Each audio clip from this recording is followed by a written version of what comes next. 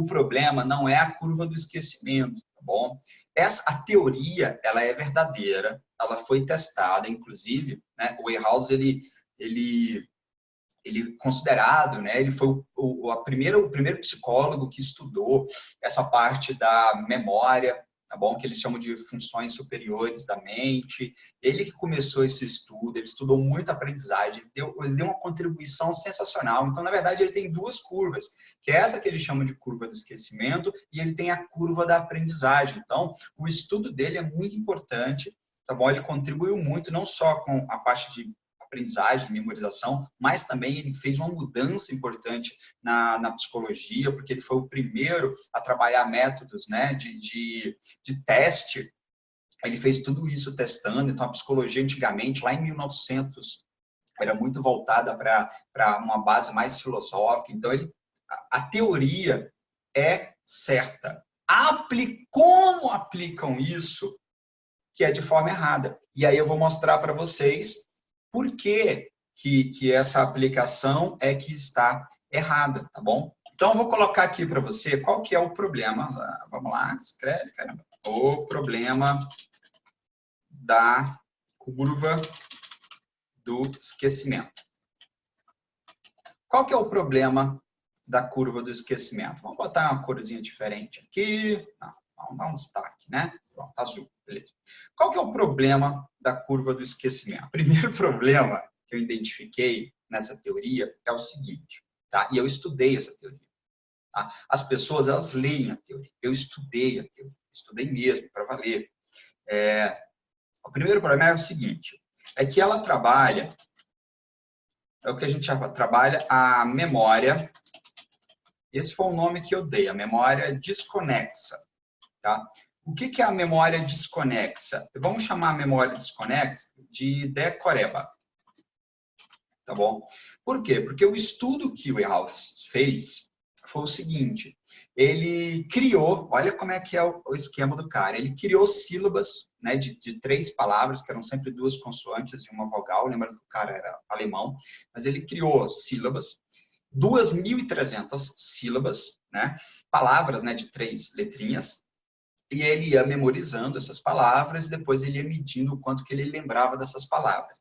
E ele criou essas sílabas por quê? Porque ele percebeu que quando a primeira fase do teste que ele fez foi com palavras normais. Então imagina, se eu falar para você, ó, memoriza, garrafa, uma lista de palavras, garrafa, cadeira, memória, lâmpada, tal. Essas coisas são fáceis de memorizar, porque elas fazem sentido para você. E como ele queria analisar a fundo a questão da memória, ele criou palavras de 3 letrinhas que eram desconexas, que não existiam, para que ele falasse, bom, essas coisas aqui, elas não existem, eu não sei, não sabia, e essas coisas não fazem sentido. Então, ele analisou isso. Então, toda a teoria da curva de esquecimento foi baseada nisso, tá bom?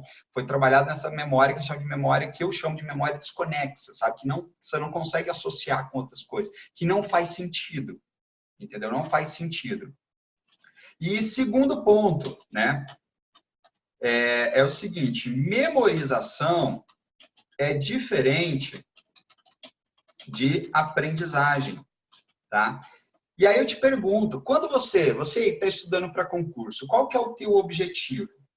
Qual é o teu objetivo? Então, vamos pergunta importante aqui. Qual é vou colocar o objetivo do seu estudo? Qual é o objetivo do seu estudo?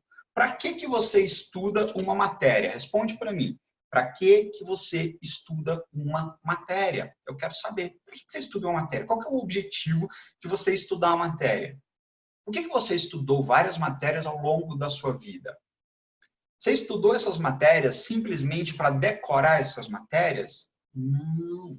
Você estudou para quê? Você estudou essas matérias para aprender. Esse é o objetivo. Esse sempre foi o objetivo do seu estudo.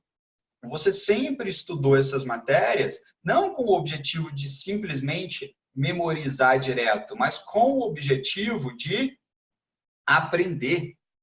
Aprender. Então, aqui a gente está falando de um processo diferente do estudo o qual foi feito e foi elaborado a curva do esquecimento, tá bom? Então, essa teoria é verdadeira, perfeita, mas aqui a gente está falando de uma outra história. Aqui a gente está falando de um outro processo. A gente está falando sobre não o processo simples de memorização, que não é simples, mas só para simplificar isso. Não estamos falando só do processo de memorização.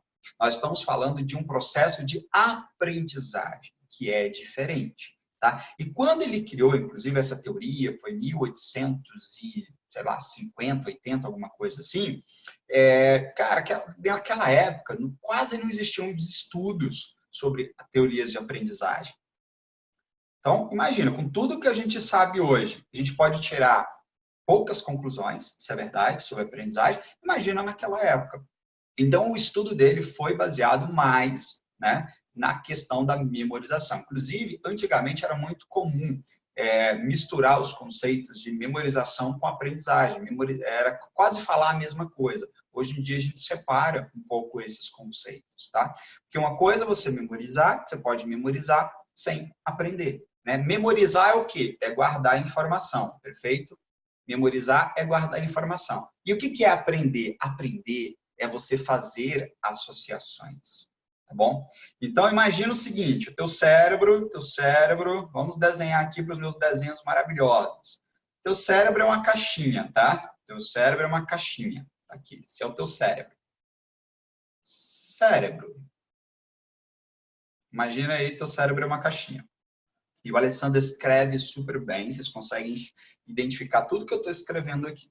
Então, teu cérebro é uma caixinha. Então, o que é memorizar? Memorizar. Memorizar é fazer isso aqui, ó. Memorizar. O que é memorizar? Memorizar é pegar uma informação, uma bolinha, e colocar ela dentro da caixinha, ok? E fazer com que ela fique ali por um tempo. Você pode memorizar algo por 1 minuto, você memorizou. Durante 1 minuto, você memorizou. Então, memorizar é lembrar da informação, é guardar a informação. Agora, aprender é diferente. No teu cérebro vão ter várias outras informações. E aprender é você pegar essa informação que você recebeu agora e conectar essa informação com várias outras informações que tem na tua mente. Isso é aprender. Entendeu? Aprender é fazer associações, é fazer conexões entre informações. Sacaram a diferença?